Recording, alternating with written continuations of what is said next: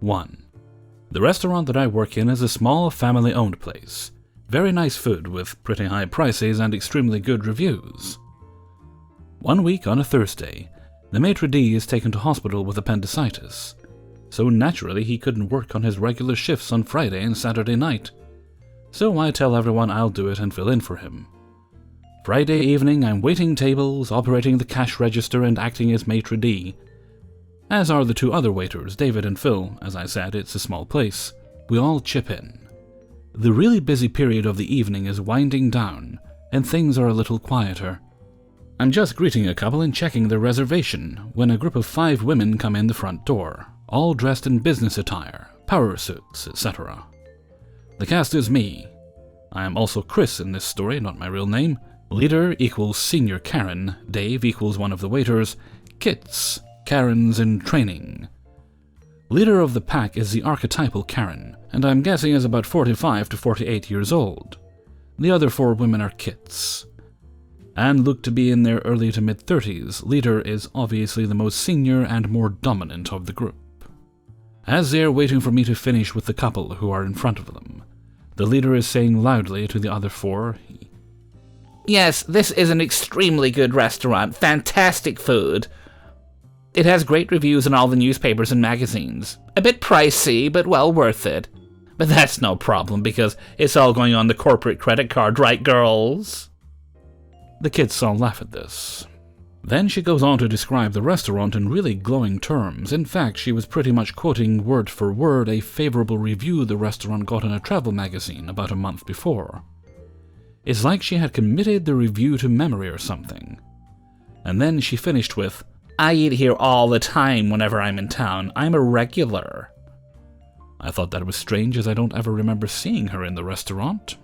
Oh well, no matter. After seating the couple that had come in before them, I returned to the Karens at the front desk, smile and say, Good evening, ladies. Welcome to XYZ Restaurant. How may I help you? We want a table for 5. Certainly, ma'am. Do you have a booking? No. Sorry, ladies, but at the moment we're fully booked. However, if you would like to wait at the bar or perhaps come back in 45 minutes, I'll get you seated as soon as I can. No, you will seat us now. I made arrangements with the owner for a table tonight. I ask, when did you speak to the owner about making a reservation? She quickly looks at the Kits with a really smug expression and says, Wednesday afternoon. I came in personally to speak with the owner. He's a very good friend of mine. If you're too stupid to get it organized, he's not going to be very pleased when I tell him about your incompetence. This sends the 5 Kits into fits of giggling, while the leader looks proud of her dominance. Oh, okay. I think I understand. You don't look smart enough to understand anything. More giggles from the Kits. Just then, Dave, one of the other waiters, comes out of the kitchen and walks past. I call him over and introduce him to the group. Ladies, I would like you to meet Dave. He has worked here as a waiter for 7 years. The women don't look impressed. Then I say, Dave, who owns this restaurant? Dave looks really puzzled for a few seconds and then says, you do, Chris. I then turn to the group and repeat, Sorry, ladies, but at the moment we are fully booked. However, if you'd like to wait at the bar or perhaps come back in 45 minutes, I'll get you seated as soon as I can. Leader says in a huff, Come on, girls, we're leaving. The food here is horrible and overpriced anyway. And they all leave. Don't know if they had a booking arranged with the owner at another restaurant, or if they ate fast food that night. Don't know, don't care. Yes, I am the owner. Well, it's really mostly owned by my parents, and I have a minor share in the business. But my parents had kind of retired a few years before, and they left the day-to-day running of the business to me, and would only come in about once a month for a couple of hours, mainly to catch up with old friends who are regular patrons. So for all intents, I am the owner. Yes, and I pitch in and wait tables when needed. 2. This happened a few days ago with the holiday weekend. I work at a chain restaurant that serves burgers and brews. Nothing fancy, but also not a fast food joint. Families welcome. Queue party of 4, 2 women in their late 20s to early 30s and 2 children. Cast Woman 1, W1, presumably the mother of the 2 children. Woman 2, W2, red-headed bathroom inspector. It starts off as usual during this weekend. The fair is ending in town, it's the holiday weekend. We're staffed, but apparently not enough as we get deeper into showtime. I grab a set of silverware for Happy Family, do my usual introduction, and right off the bat, W1 cuts me off saying they aren't ready, but the kids will order food, and I continued getting drinks for the whole party. I return with ordered drinks, a free refill specialty beverage that W1 and 2 order, and 2 apple juices for the kiddos. They order an appetizer and still need a minute. I do another round of visits to my other tables, no longer than 5 minutes, and return to a more irate W1. I take their order. 3 minutes later, kids' food comes out. Everything is going smoothly. 2 minutes after that, their appetizer comes out. I offer them drink refills because both W1 and W2 finish their drinks, but apparently don't like them. They order a different set of drinks, and I nicely have a manager comp the drinks off, and instead re-ring the new drinks and save them $2 each drink. I shouldn't have done that. With our luck, our conveyor belt machine that cooks chicken and beef patties before we grill them to our guest desired temperatures, with some pink or no pink for the beef patties, decided to quit working before Happy Family's W1 and W2's food is finished. No biggie, as they only ordered food that needed to be fried. However, it was behind tickets that were in line for the grill, so ticket time stretched to 23 to 25 minutes. I bring out their food hot and ready to give it to them. I assure there's nothing else they need, everything is in order. I check in about 5 minutes later to see if everything is to their liking. How is everything going? Do we need any more drink refills, fries, sauce? We are fine. Okay, I don't push it. Something else must have ticked her off. And if somebody gives me that attitude, I don't want to make things worse. I just say okay, bye. W2 leaves the restroom and then returns 5 minutes later. She is standing at her table, hand on hip, looking very happy. She continues to rant about how the bathroom is filthy, trashed, overflowing. Toilet paper on the ground, no toilet paper in stalls. I let them both know I'll get someone on it, and they say they are ready for their check. Come back 20 seconds later with Happy Family's check, as I realize the host staff, who are usually in charge of bathroom checks, are overwhelmed with one host working to-go orders and the other seating. I'll do it later. Happy Family is now all standing at the edge of their table. I hand W1 the check. Did you want me to come back, or are you ready to check out now? I'm just done! Throws her hands in the air and attempts to walk towards the front of the restaurant. I'm freaking out because now we get write-ups for walkouts, yet in a professional manner. I need to run your check, you pay here with me. She rolls her eyes and we head together. She turns around toward the table next to theirs, pulls her wallet out and proceeds to pay me $52 on a $51.87 tab.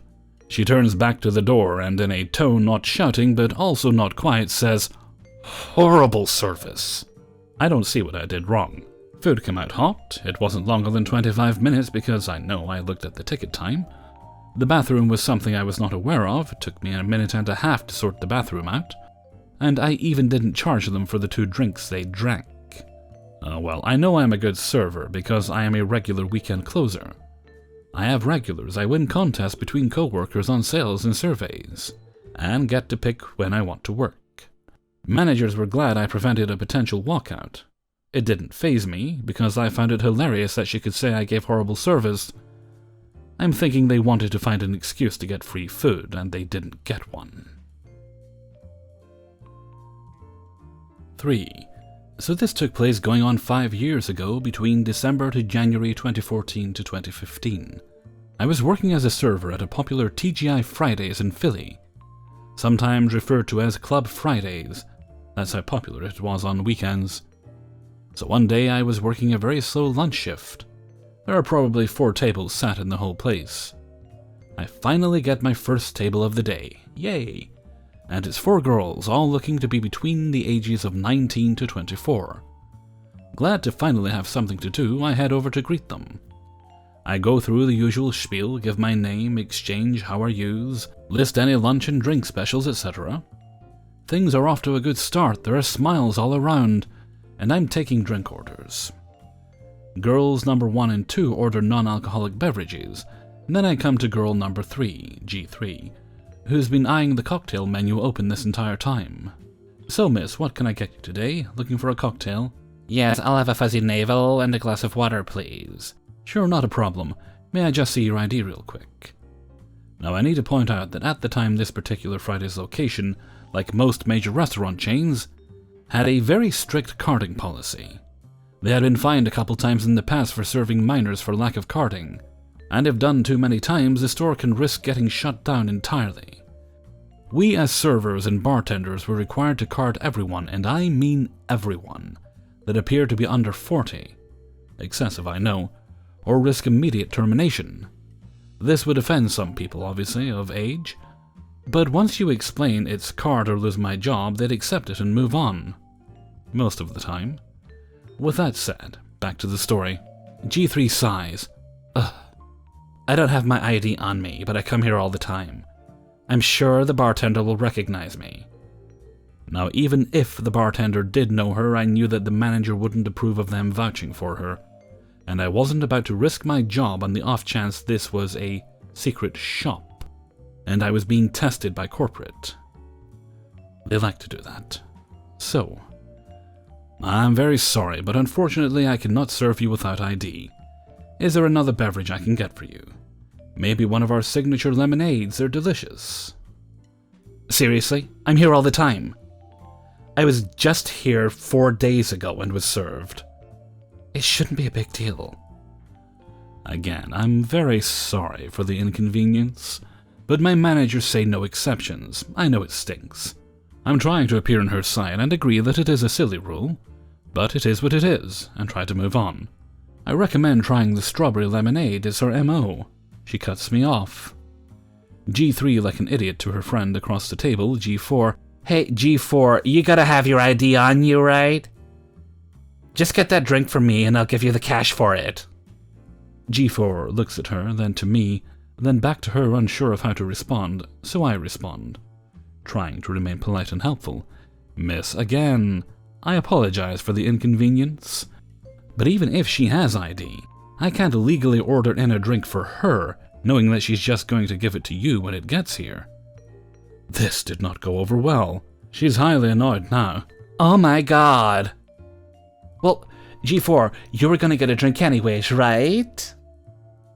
Well, You said you were gonna have one when we came in. Go ahead. Miss, you're welcome to order whatever you'd like, but it has to be for you. I'll have this strawberry G4 says to me, being as loud as she can in an almost empty restaurant. Are you serious? I can't believe this shit. I drink here all the time. I've never had this problem before. I need a manager. This is crazy. Okay, fine then. I really don't have the patience for her attitude anymore, so I go to my managers. The GM and the manager that hired me are on, and per policy, when you need managerial assistance, I explain the whole situation to them both before one of them goes over to the table. She's just upset because I won't serve her without ID. I am not worried at all about getting in trouble because all I did was do my job. So my hiring manager, M, is the one to visit their table. I watch as he stands by their table and listens to her complain about me, but I'm too far away to hear what's being said. When he returns to the kitchen, he asks me to retell him my side of the story one more time. I guess to make sure my story hadn't changed. I tell him again verbatim exactly how it went down. No ID, and that she tried to have her friend order it for her. He nods and says, "Okay, I gotcha." And he heads back to the table. I see them getting up, and that he's leading them to another table in someone else's section. G3 looking smug and quite pleased with herself. Normally, I might be upset to lose a table, but in this case I was glad to be rid of her and her nasty-ass attitude. When he returns again to the kitchen, I ask him what happened. Well, she had a completely different story. According to her, she had been here just last week and had you as her server, and it had been the most god-awful experience of her life. She claimed that you had been rude, vulgar, and out-and-out incompetent, and would just really appreciate it if they could be waited on by a different, nicer server. I was amazed. The look of surprise on my face must have said it all because my manager immediately breaks out in laughter, and I join him. It couldn't be any funnier. Remember when I said this was the guy that hired me? Well, he hired me exactly 3 weeks ago. And before you're allowed out on your own, you have to complete 3 weeks of paid training. You don't take tables at all during this time. This was my second day on the floor. Em knew for a fact that she was outright lying about me. There's no way she had me before, ever. And in the almost month that I'd been there, Em and I had built up a pretty good rapport and got along really well. So, with a little malicious compliance of his own, he accommodated G3 and gave her a new table in a different section of the restaurant. More a favor to me so I wouldn't have to see her anymore. But before he sent over one of my co-workers to their table, he informed them that everyone at the table was without ID and not to be served any alcohol. Period. I grinned about as wide as the Cheshire Cat. It was wonderfully petty. I found out from my co-worker after the girls left that G3 never did get that drink. 4. So I am a woman in her 20s and have been serving since I was 18. At the time I was about 22, and working as an event captain in a restaurant's underground event space. I was studying for my introductory sommelier exam at the time, and there was a small event that was pouring very, very nice wines naturally. I was assigned to bartend for this party. I'm gonna paint a bit of a picture here, because it was all such an obvious harassment charge waiting to happen when you look at it all. I live in Texas, albeit a more liberal part of Texas, and it's still the South. So the party was comprised of old, stout, arrogant, southern entitled white guys, and their wives and hired escorts. I'm not making assumptions here, and you'll see why soon. Event runs its course, with the usual amount of creepy smiles and elbow grabs to get my attention, nothing I haven't dealt with before.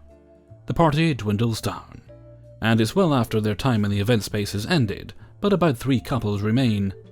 One of those 3 couples was a man sitting on a couch with a woman in a tight blue cocktail dress and 6-inch heels entirely covered with crystals, asleep in his lap.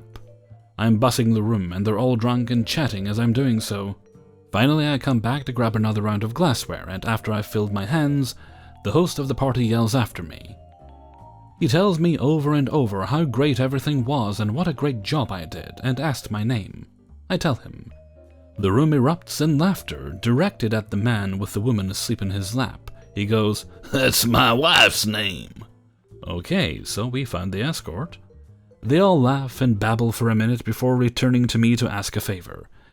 They felt as though being underground, drinking $100+ bottles of wine all night wasn't manly, unlike, say, drinking whiskey and smoking cigars.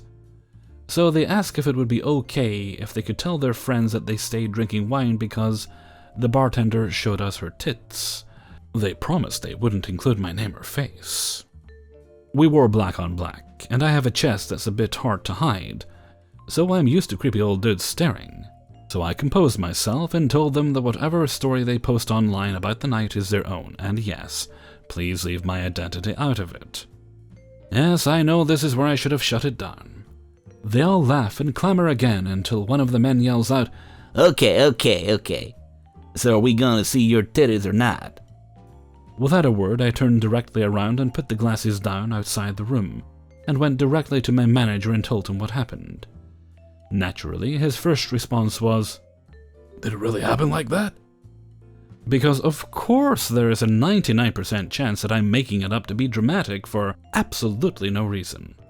He ended up kicking them out and banning them from coming back, and even made them empty their wine locker they had kept there for years.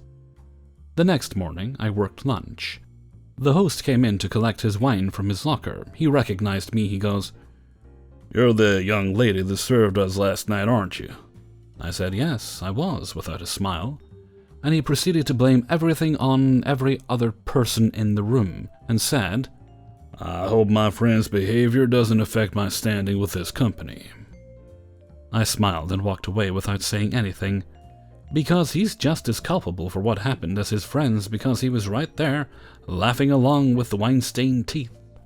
That shit still gives me the creeps thinking about it.